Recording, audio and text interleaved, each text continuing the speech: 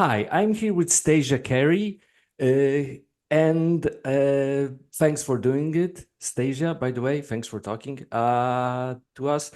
The thing that I found striking by going through your stats, is that a mistake or not that you have only two blocks this season? Is that possible? Hi, first of all, I want to say thank you for having me. It's an Oh, honor to get on here and be able to talk to you. But thank you. to answer your first question, I would say no, just because, as time goes on throughout the career, you learn that you have to be smart in certain aspects of your game. I'm in a situation currently where I'm one of two post players on my team. Um, and when it comes to the refing out here, sometimes they can be for you or they can be against you. So I don't really want to put myself in a situation of getting into foul trouble and hurting my team. So I just feel like I have to be smart about my defense. Still aggressive, still getting the steals and stuff. But as far as blocks, I try to be smart when it comes to that.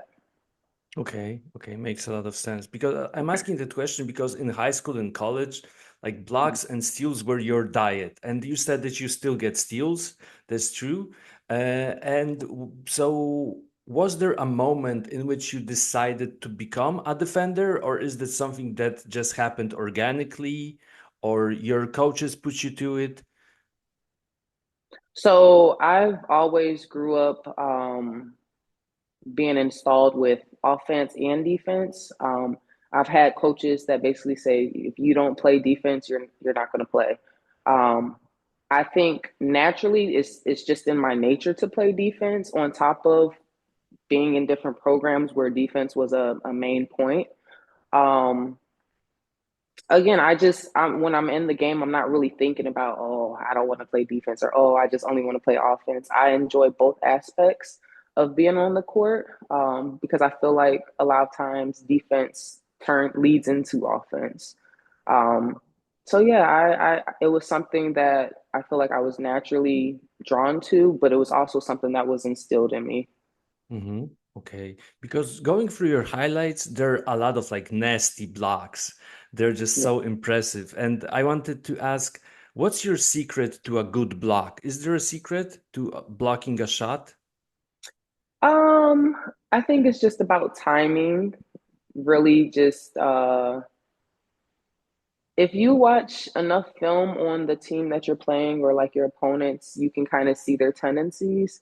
So just knowing when somebody is normally going to pump fake a couple times, or someone that's going to just go straight for the layup. Um, but I think it's all about timing at the end of the day. Okay, okay.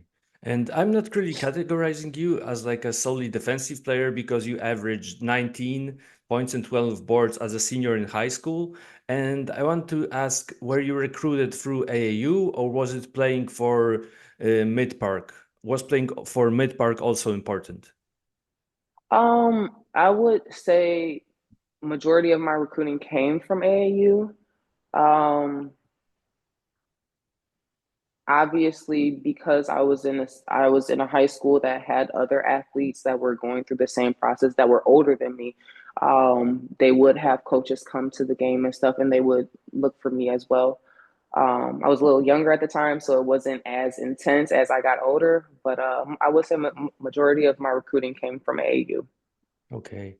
And when and why did you pick up a basketball? That's like the usual question, right? That people ask. Yeah. I think the first time I picked up a ball was seventh grade. So I'm a late bloomer.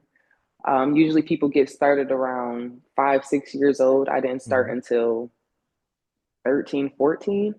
Um, and honestly, the reasoning, there was no specific reasoning. I literally did not want to play basketball at all. I played every sport outside of basketball. And then come seventh grade, I was just like, you know what, I'm going to give it a shot. Like, why not? And when I did that, I was just so natural. I was an athlete. I was an athlete. I wouldn't say I had like skill, a lot of skill, but I was just super athletic. I was fast, and I was great with like my footwork, my being able to catch the ball. So it was a lot of fine tuning that I had to do. But yeah, there really wasn't like a specific reason why I picked up the ball. I just picked it up, and ever since then, I loved it. I worked at it every day, literally 24/7. I loved being in the gym.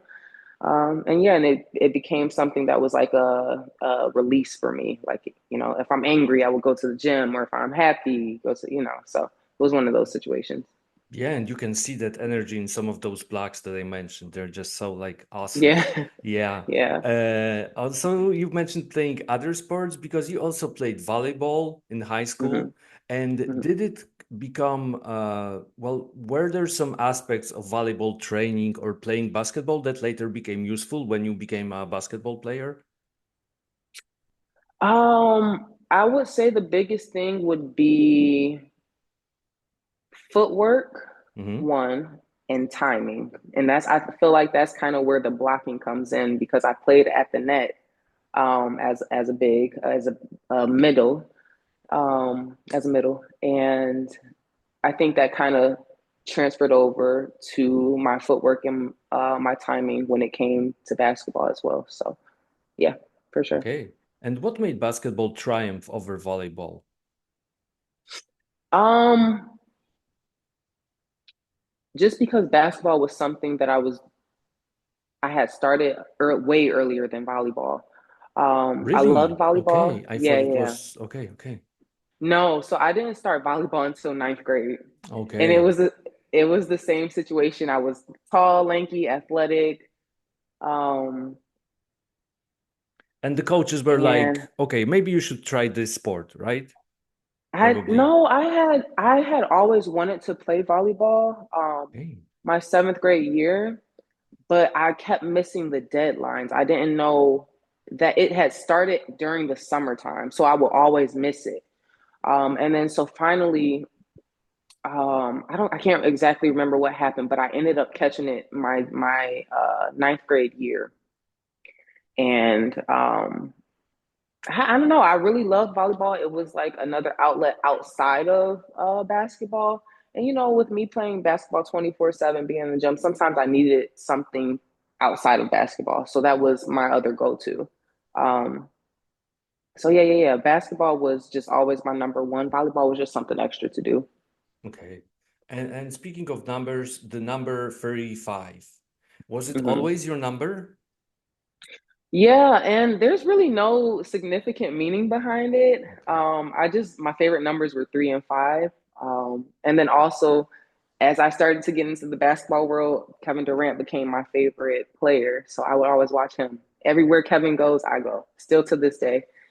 Um, so yeah, that is just always been my thing, stuck with it. Okay. Okay, because I would assume that being from LeBron country, you'd actually Mhm. pick 23 or 6, but 35 was okay. Okay. Okay. Yeah. I still love Bron. I still love Bron, but Okay. Kevin Durant's my Okay. favorite. Sure. And when you were recruited, you decided on Pitt. Why did you pick Pitt out of all the schools that were recruiting you? Oh, so my decision was down to Michigan, the University of Michigan and Pitt, and I absolutely loved. I was like heartbroken picking both. Um, One reason why I didn't go with Michigan was because my dad's side of the family was born and raised there, so I was always in Michigan. I really wanted something different. Hmm. Took a visit to Pitt. The coaching staff was amazing. The city was beautiful. I love that they had, we were like the main college, but there was so many more colleges around. Hmm. Um, I just really had a good experience. I had a great visit. I had a great connection with the coaches, and it was something different outside of Ohio and Michigan. So that's kind of really why I decided to go there. Okay, because when you made the decision, the Pitt program was kind of struggling. They were like in a transitional period with coach Susie McConnell Serio, and it was I think 9 wins the season before. And as a Mhm. freshman, you start all the games you play in, and you guys I think won 20 games, something like that, 21 maybe. Yeah. So was it a dream start to your college career? Not only being like a starter as a freshman, but Mhm. also contributing to the turnaround of the team. Yeah, so I don't really look at the whole starting situation as something that's like spectacular. It might also have to do with the fact that I was kind of I've been in situations where I've been starting, so that didn't really bother me whether I started or not. Um, but I think going into a program that was really struggling and helping being part of the process of turning it around was like unbelievable. It was a journey. It had its ups and downs, but it was amazing. Like being able to play with the girls that I played with, having the coaching staff that I had, having the supporting system that I had, it was really one of a kind for Okay. sure. And I wanted to ask about when you're talking about the players, I want to ask about the significance of one player. So Brianna Kiesel, Hmm. who once she left for the WNBA, the team got worse, and you left a season later. So how important was she for your team that season? Brie, she was amazing. She was really also outside of Hmm. um Basketball? being on the court, like she was Mhm. one of the reasons why I decided to go to Pitt. She was a great leader. She was a great player, just a great person all around. And you felt her presence. So she was definitely somebody that I looked up to, and I know a lot of the other girls looked up to as well. And yeah, she was once she left, she was greatly missed for sure, for sure. Okay, okay. And she's back there, right? I think she's the assistant coach, Yeah, will probably yeah, be the head coach one day. So that's really cool. yeah, Yeah, yeah. Full circle yeah. moment for her.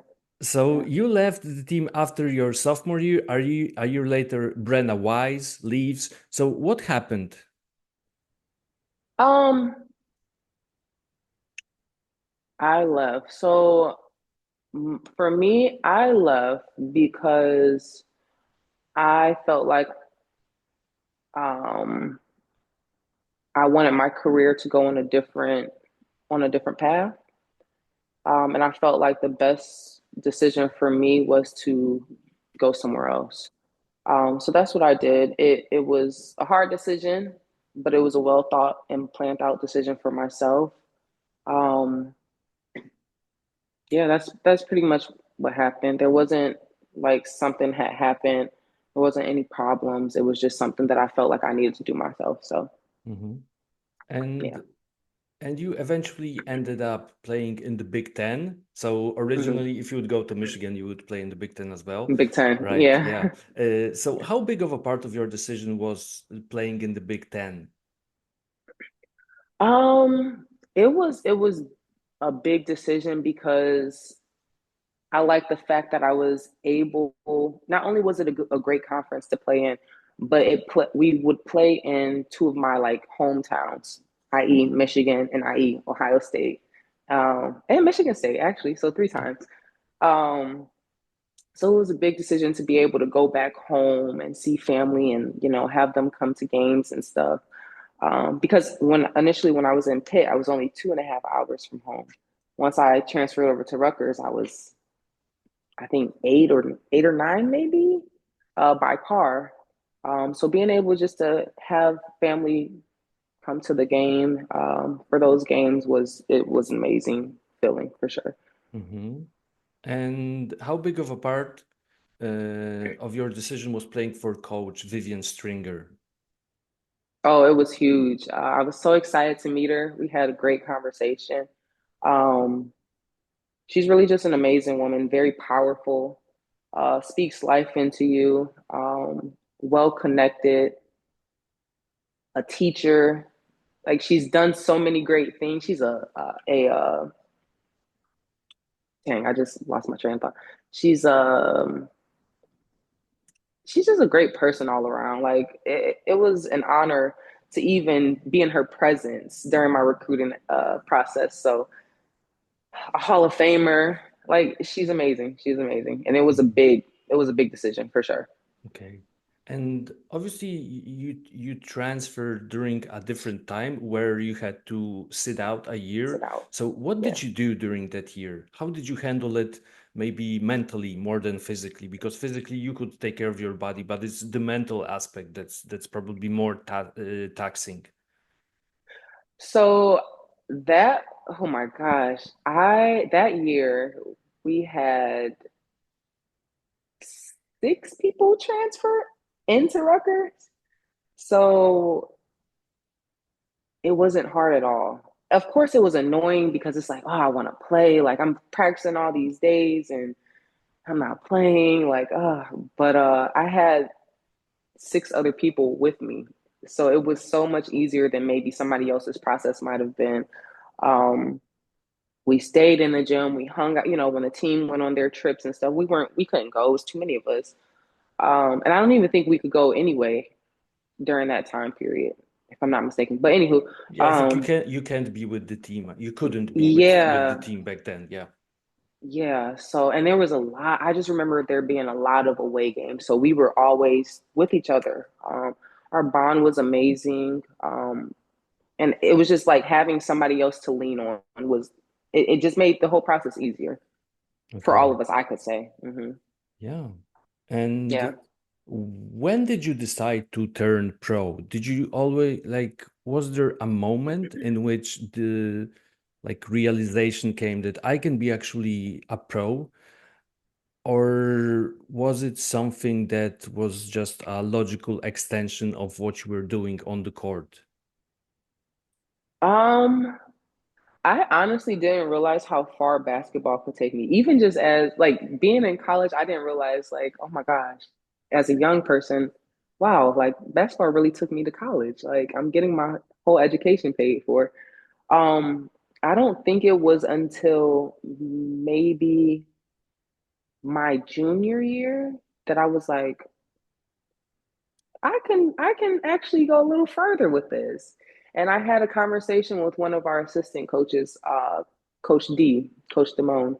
Mhm. And she used to tell me all the time, Stan, you keep working hard, like you can really make a lot of money pro. And so I just always kept that in my mind as time went on, and the next couple years that I was at Rutgers. And I don't think it actually hit me until my senior year where I was like, oh wow, like I'm about to go pro. Like this is a whole nother process in itself. It's gonna be scary sometimes, but it's also gonna be amazing. Like being across the world, what? Who could have thought? But yeah, I don't think it was until like maybe junior year, honestly. Okay. And what was the your first experience as a pro like? Because you're coming from ACC and Big Ten, you have world-class facilities, and suddenly you just move to Europe where the facilities aren't always that good. It's Yeah. just different. Yeah. So Yeah. what was that first experience like? Your first contact with pro basketball? Um, I have actually been pretty lucky where I haven't been in too many bad situations. Um, I've always been able to get the care, like any extra care needed. Facilities haven't been, obviously, they're not ACC and Big Ten, um, but they're not to the point where it was like, hey, I need to get out of here. Like calling Hmm. my agent, I need to get out of here. And I've heard stories of other people like, oh, we don't have trainers, we don't have medical staff, we don't have this, we don't have that. Um, so it's not all peachy clean on both sides, but I've been in situations where I really haven't had too many bad situations. But for other people, it might be a different story. So Hmm. just I guess it really just depends on where you go, which team you play for. Obviously, teams with more money, they're going to have better situations. Teams with less money, they're going to be in like a bad situation. Yeah. So And you played Yeah, in both, right? On teams which had more money and teams which didn't yeah, have a lot of money. yeah. And I'm especially interested in your experience in Liga Unique, as it is called, how we pronounce it, which combines like Albanian and Kosovian teams playing Hmm. together. So what do you remember from that? I know it was just 2 years ago, but well, free currently. But what do you remember from that Um, time? so I was only there. Whew, that's a story in itself.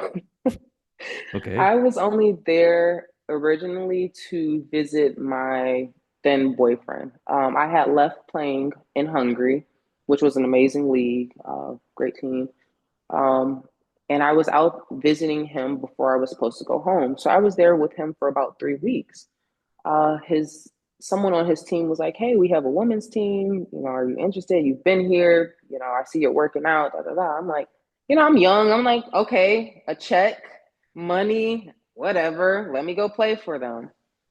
Um, and I played with them for a month. Um, Great people, by the way. Um,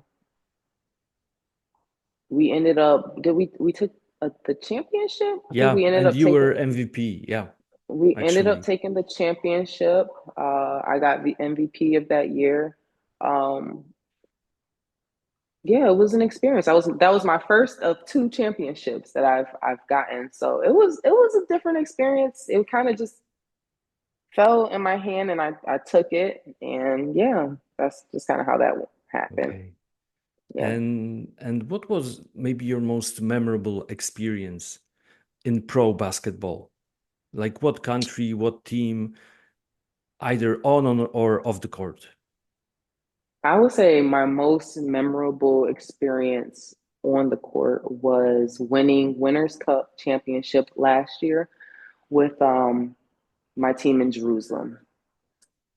That was my second championship, and that was my biggest championship because it's a bigger and better league with, a lot more money, um, a lot more competition. And that was their first championship. So it was really cool to be able to come in and do the same thing I did with the team in Christina. So that was my biggest moment on the court. Off the court, I would say would be being in Greece. Loved Greece. Beautiful. The country is so beautiful. The people are amazing. The food is spectacular. Like everything about Greece, I just absolutely love. Yeah. So The payments aren't always on time, but yeah. yeah, no, no, Yeah, no, no. It, that's the it issue really that they depends on have. the team. Yeah, Yeah. it really depends on the team. Not all teams are like that. Yeah, yeah, I know. Um, but yeah. The payment situation can be iffy. Yeah, But outside of the payment information, the country is a beautiful country. Like it I makes love up it. for the experience. Yeah, Yeah, yeah. yeah. Okay. So I want to end on this note. What's next for you? First, maybe as a basketball player, because you still have, I guess, a lot of years of basketball, of playing basketball. Uh, but also, what's next after you're done playing basketball? So maybe let's focus on the first part. Okay. So next, I'm in a position right now where we can win another championship with my team here in Ashdod. Uh, and so we're taking it day by day. We're taking it game by game. We're never underestimating anybody, focusing one step at a time. Um, but to be able, just thinking about being able to say, I took two or three championships in Israel, especially it being back-to-back seasons, would be so amazing. And with a And different this team, right? So that's and a even more different like, team. yeah, impressive. Yeah. Different team. I have an amazing general manager, amazing supporting staff, amazing teammates. Absolutely love it. Um, so that I just feel like that would be so big for us, and we've worked really hard, and hopefully it works out in our favor. So Okay. as far as basketball, I would say that. Um, So you only focus on uh, this season. You don't want to like go too far. no, I like to take it step by step.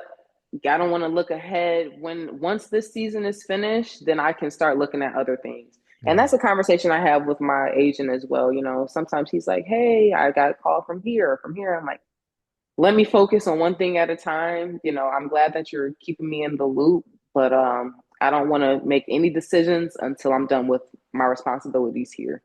Then after that, we can talk about next goals for next season or for long term. But right now, I'm playing for Maccabi Ashdod. I want to focus on Maccabi Ashdod. That's it. Okay. And after you're done playing, already thinking about Mhm. like some scenarios or not really? Yeah, yeah. I really, it's a couple different things that I kind of want to go into. So I really love children and working with children.